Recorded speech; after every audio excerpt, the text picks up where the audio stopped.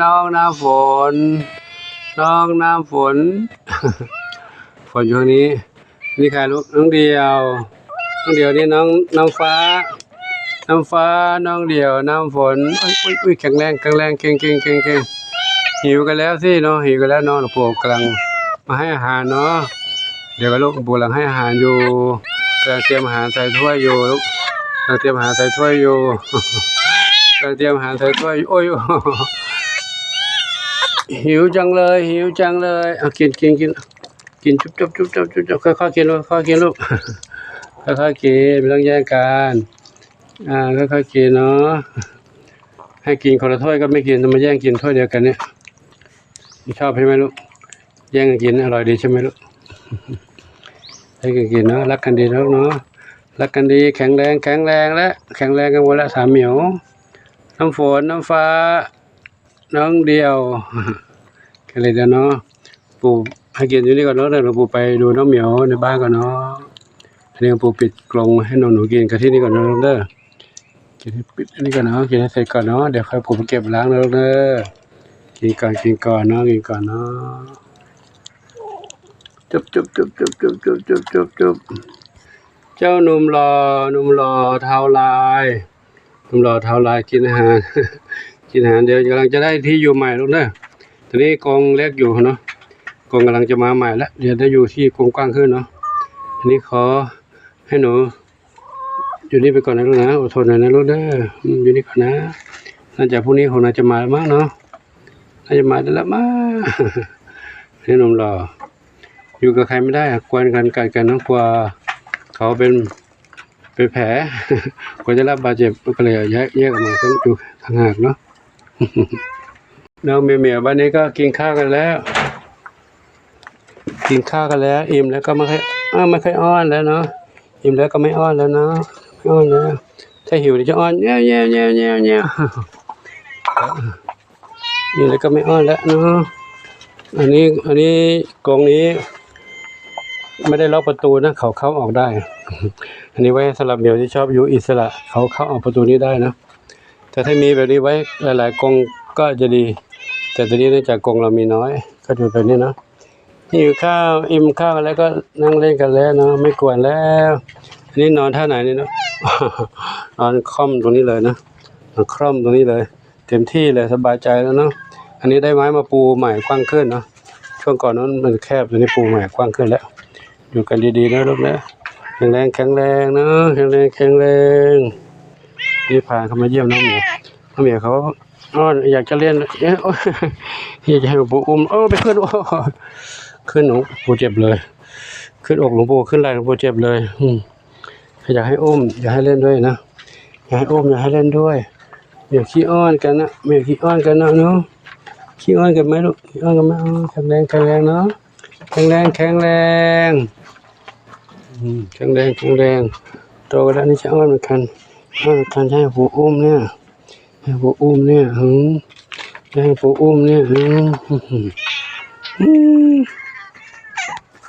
เนาะ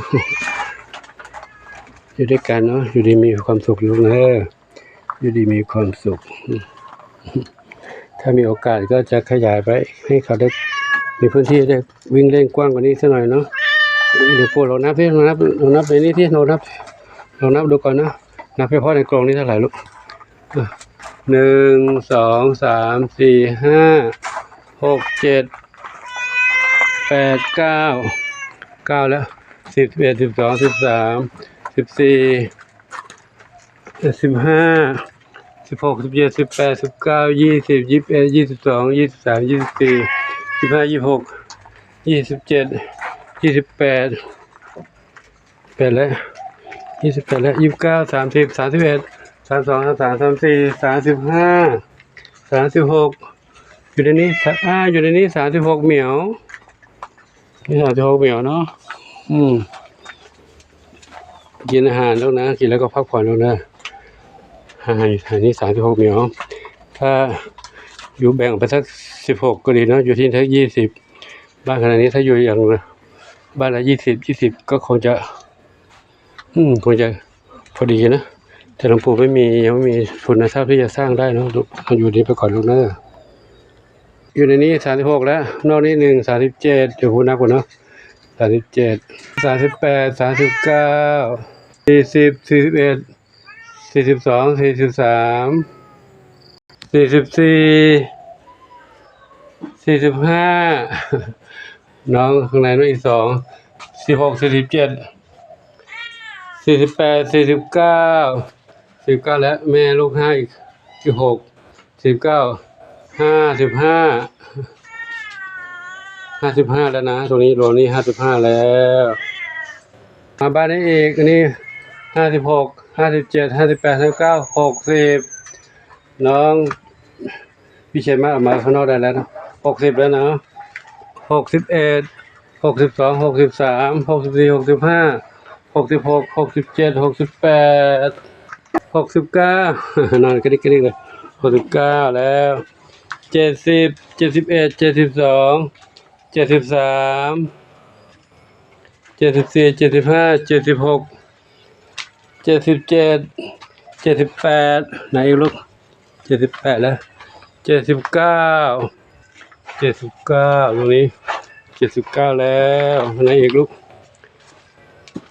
79 80 81เหมียวครบยังลูก82ครบหรือยังไม่ครบไปบ้านนู้นอีกตรงนี้82แล้วรวมน้องข้างนอกด้วยน้องอะไรนะน้องฝนน้องฟ้านู้นอีก89 90 91 92แล้วนะ92รวมแล้ว92มาบ้านนี้อีก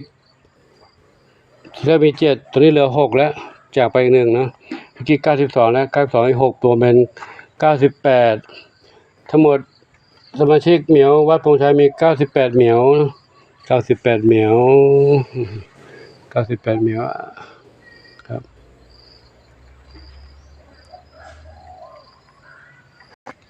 มีน้องเหมียว98เหมียวน้องกระต่าย2เหมียวน้องหมาน้อย3เหมียวน้องกันมาน้อย3หมาน้อยไก่อีกไม่ไก่เล็กมี7ไก่ใหญ่มีจำนวนไม่แน่นอนนะรวมๆแล้วก็100 กว่าชีวิตนะสมาชิกในวัดพงชัยอยู่ด้วยกันด้วยดีเดี๋ยวปู่ขอแจ้งข่าวคลิป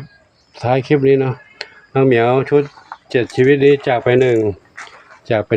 นื่องจากว่าเขาจรมาก็ไม่ทราบว่าเป็นโรคอันใดนะทีนี้จากไปแล้ว1นะแต่ไม่รู้ว่าในนั้นเขาคงจะติดเชื้อกันไปด้วยกันนั่นแหละดูแล้วมีอาการซึมๆหลายเหมียวอยู่เนาะเขาไม่ได้รับการดูแลเขาจรมาเนาะ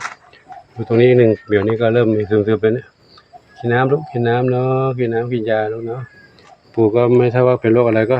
ได้จะให้กินยาแก้อักเสบธรรมดานี่เนาะไม่ได้รู้เป็นโรคอะไรไม่รู้เขาเป็นโรคอะไรติดมาจากที่ไหนเนาะเขามา7ชีวิตด้วยกัน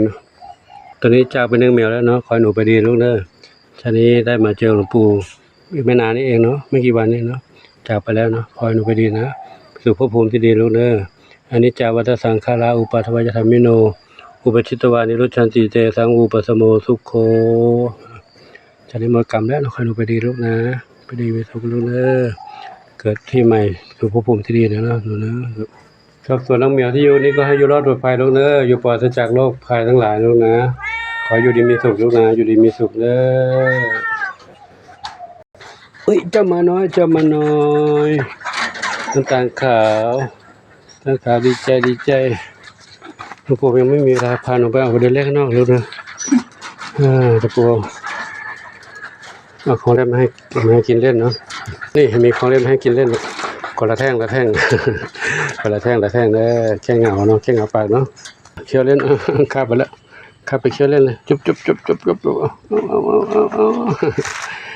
เคี้ยวเล่นเพลินลูกนะ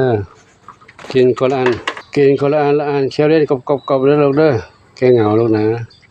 แค่เหงาอาหารเม็ดก็มีนะกินไม่ได้อาหารเม็ดได้ลูกเด้อน้ำตาลเข้มกินจุ๊บกินกบน้ำตาลจุดกินตรงนั้นจุ๊บวันนี้ผมก็ขอยุติคลิปนี้ไว้เท่านี้นะขอโมทนาสาธุกับทุกท่านที่มีความรักความเมตตาต่อน้องเหมียวน้องหมาน้องไก่น้องเต่าน้องกระต่ายและสรรพสัตว์ทั้งหลายขอ อบุญกุศลทั้งหลายจงอำนวยพรทุกคนทุกท่านพบความสุขความเจริญมีความสุขกายสุขใจปรารถนาสิ่งใดขอได้ทุกความมุ่งมั่นปรารถนาทั่วกันทุกคนทุกท่านเถิดสาธุอายุวโนสุขังพระลัง